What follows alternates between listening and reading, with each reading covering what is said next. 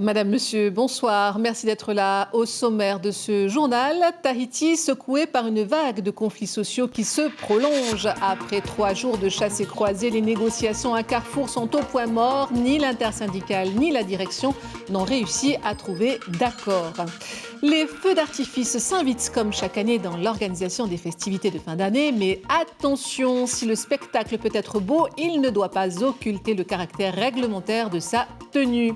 On réveillonnera différemment en 2020, une année marquée par la Covid, mais le réveillon se prépare toujours en famille, même restreinte. La Covid qui oblige les institutions religieuses à revoir leurs manifestations. À Punaouia, l'église Saint-Étienne proposera une messe de minuit à 22h, heure légale. Nous évoquerons avec Tehani Peu, responsable de la catéchèse paroissiale, les modalités de son organisation. Il est le lien des Australes depuis de nombreuses années déjà. Le Tour à peine nous livre ce soir les secrets de son chargement. C'est à voir à la fin de ce journal. Ouvrons d'abord par le volet conflits sociaux avec le point sur les négociations entre l'intersyndicale et la direction des Carrefour. Les négociations n'ont pas abouti aujourd'hui. Les deux parties n'ont pas réussi à trouver d'accord. La grève se poursuit donc malgré les fêtes. Les détails avec Suliane Favnek et Hubert Liao. Les négociations sont au point mort. Les syndicats et les directions des Carrefour n'ont pas réussi à trouver d'accord. Pourtant, ce matin, tout avait bien commencé. La directrice générale grande distribution du groupe Van a rencontré l'intersyndicale. Plus de 2 heures de discussion autour du reclassement de la DRH et la question du harcèlement. Ce qu'il en est ressorti, c'est qu'il va falloir que nous, on travaille sur notre méthodologie, sur notre communication, améliorer notre communication auprès des collaborateurs. Et a priori, sur le point de DRH, ce n'est pas un problème personnel, mais plutôt un problème de méthode. Voilà. Donc sur les points de harcèlement, donc on a bien établi que ce n'était pas du harcèlement dont il faisait référence, mais plutôt un mal-être au travail. Et donc nous, on s'est engagé en tous les cas à mettre en place les mesures nécessaires pour travailler sur le bien-être et l'amélioration du bien-être au travail. Et ça nous a permis de pouvoir comprendre mieux leurs demandes, d'entendre en tous les cas leurs doléances par rapport à ce qui se passe dans l'entreprise et de pouvoir établir un plan d'action après les fêtes. C'était bien là le but de cette réunion demandée par les syndicats avec une médiation de la direction du travail, que les employés puissent enfin être entendus. Nous, on veut discuter, on veut parler.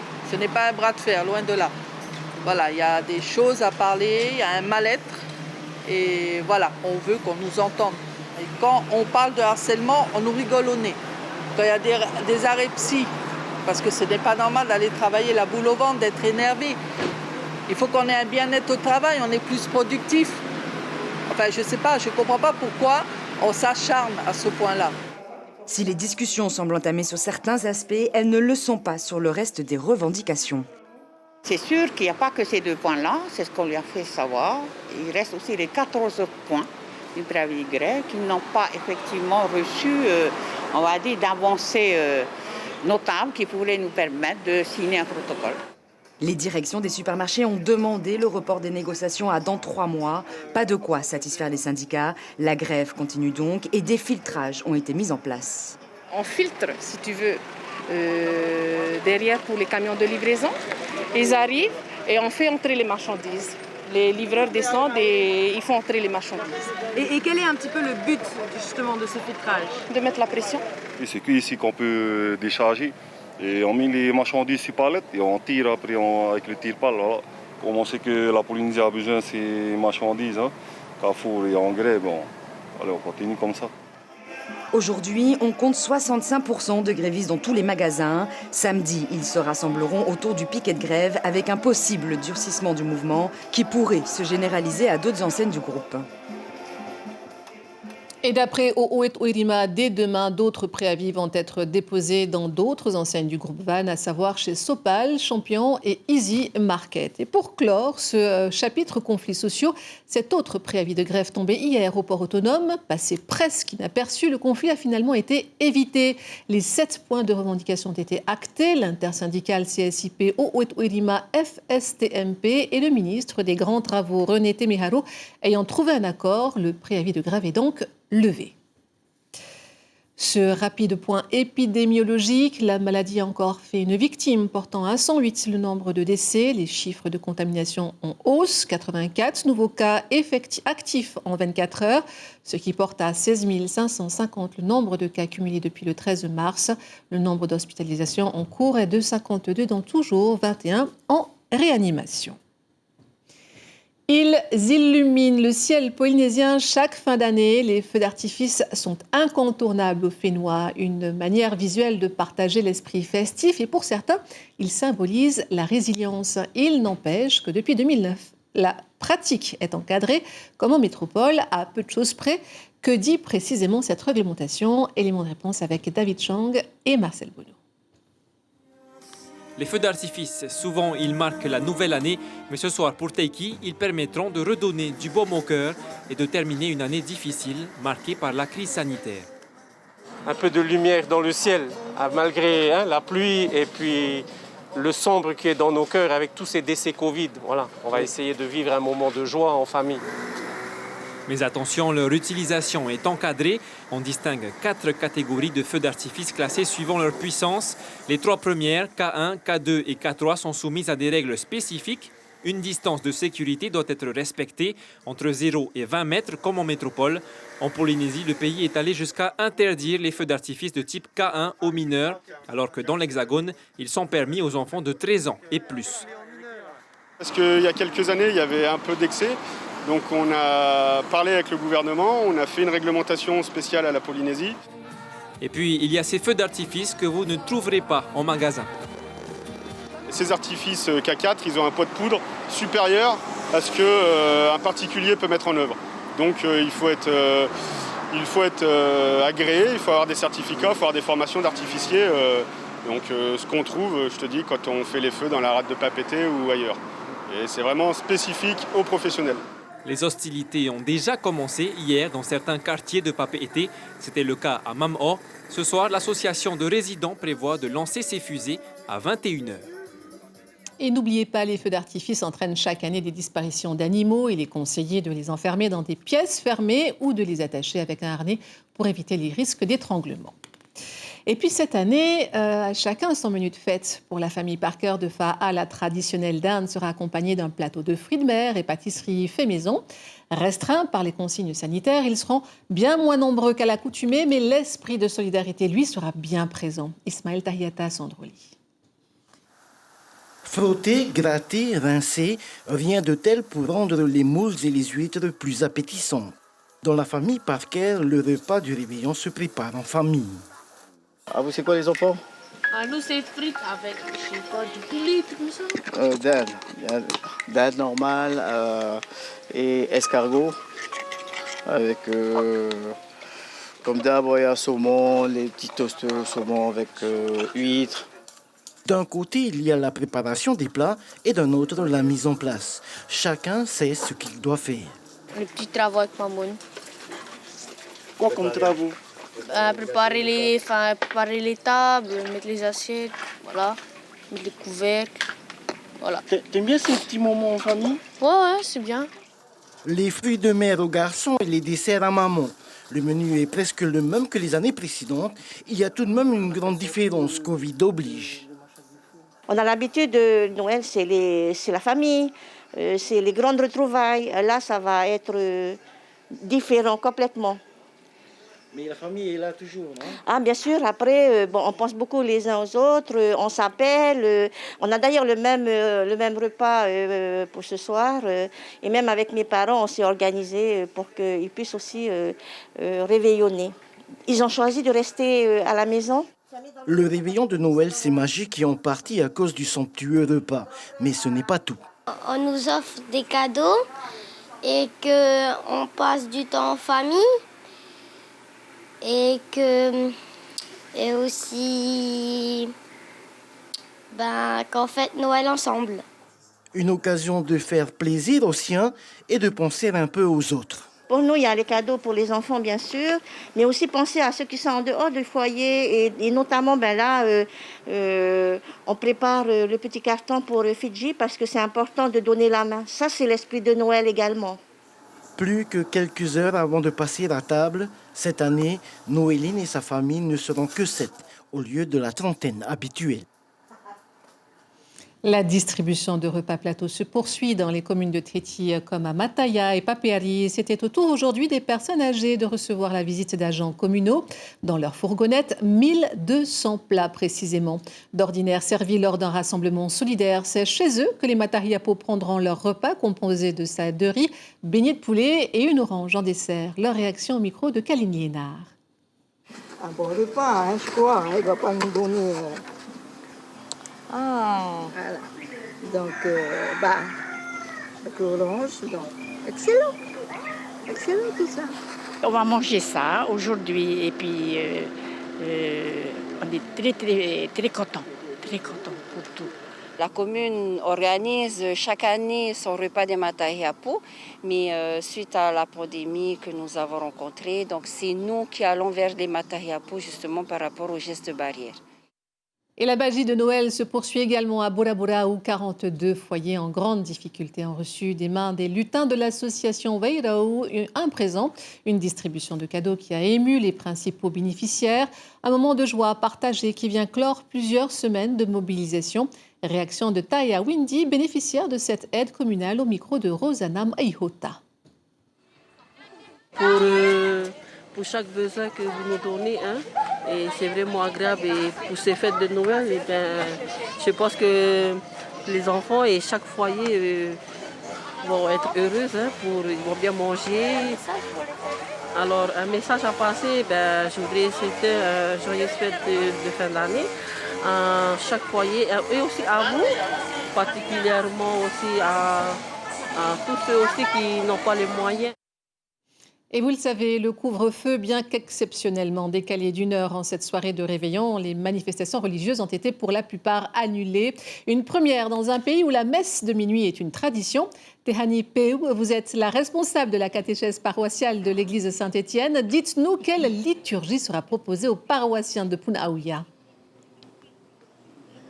Alors bonsoir, ce soir notre liturgie est comme une messe de chaque dimanche où nous accueillons particulièrement nos fidèles ce soir par le lavage des mains à l'entrée de l'église et surtout en gardant et en portant notre masque tout au long de la célébration eucharistique et en se respectant les uns les autres par la distanciation tout au long de notre célébration de ce soir. C'est ce qui est de particulier ce soir pour notre messe de Noël qui débute à 19h30. Le message qui va être adressé aux paroissiens précisément. Alors le message que notre curé de paroisse, le Père Jean-Pierre, nous adressera ce soir est tout simplement que Dieu se fait homme, c'est l'Emmanuel, Dieu avec nous. C'est une fête qui marque notre christianisme puisqu'elle instaure une relation unique avec Dieu et surtout nous faire comprendre que Dieu s'est fait notre frère, Dieu s'est fait notre sœur et nous n'aurons plus à le chercher dans les cieux mais particulièrement dans notre cœur et dans le cœur de tous les hommes qui sont avec nous. Alors les cloches sonnent déjà chez vous. À combien de personnes est-ce que vous attendez ce soir ?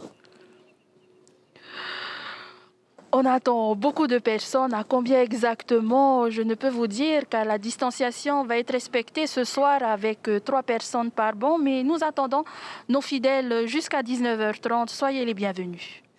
Merci infiniment, Tehani, pour cette interview. Merci d'avoir accepté de répondre à nos questions ce soir. La messe de Noël, un rendez-vous incontournable comme à chaque fête de Noël sur notre chaîne. La première cette année, c'est avec l'église Saint-Paul de Marina que nous célébrerons cette messe de Noël le 24 décembre à 23h40 précisément. Une messe qui a été enregistrée et célébrée par le vicaire Joël Oméran en cette période particulière malgré les conditions sanitaires. Polynésie Première fidélise ce partage spirituel durant 1 heure avec ses téléspectateurs, auditeurs et internautes.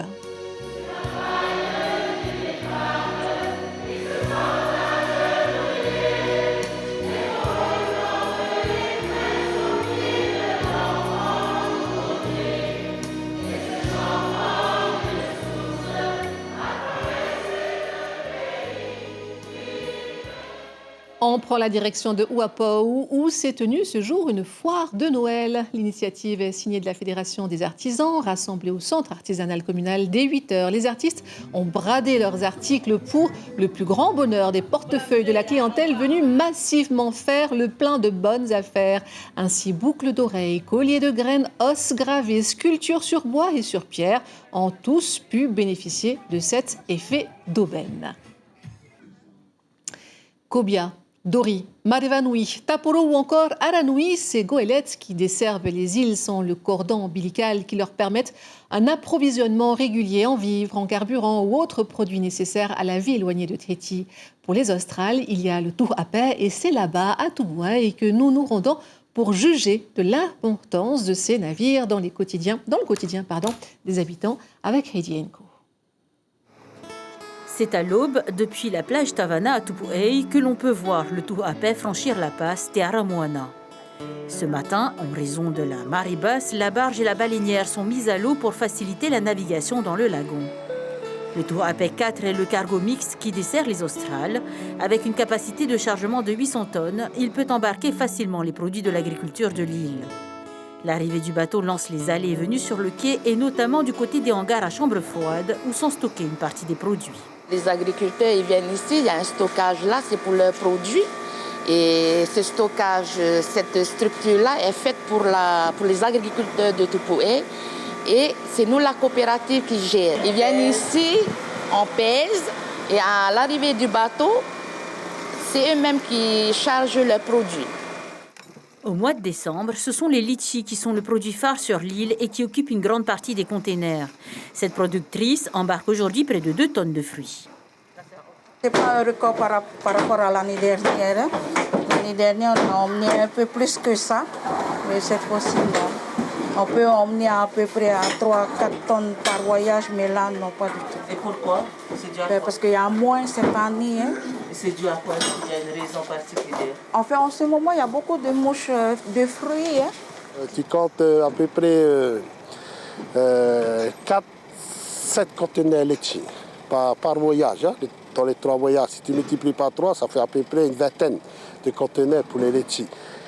Pour les 3 îles, Rurutu, Raivava et Tupuai. Mais le plus, c'est Tupuai. Bien qu'en quantité moindre, on trouve aussi d'autres produits agricoles. À l'ombre des haïtos, ce chargement, par exemple, attend d'être pesé. En plus des litchis, il y a les tomates, les citrons, il y a même du poisson qui est en ce moment en train d'être pesé au hangar. On trouve de tout ici, tout pousse sur cette île. Devant le guichet unique pour le paiement du chargement, la file est longue, tout comme devant les containers qui se remplissent. Le Tu'ape est la seule goélette qui dessert les Australes en marchandises, un lien vital pour ces îles et ses habitants. Après son chargement, le navire mettra le cap au nord, vers Tahiti. La goélette reviendra sur Tupuai la semaine prochaine.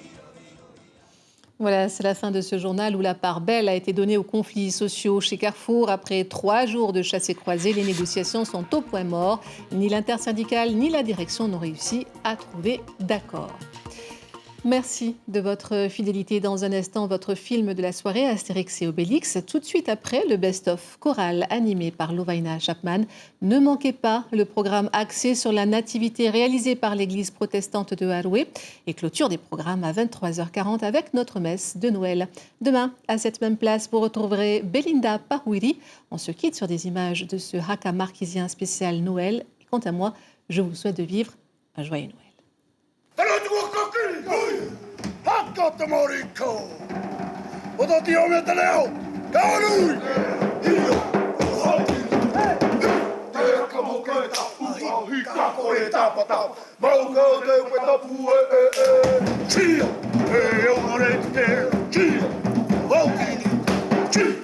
Como que tu rica por etapa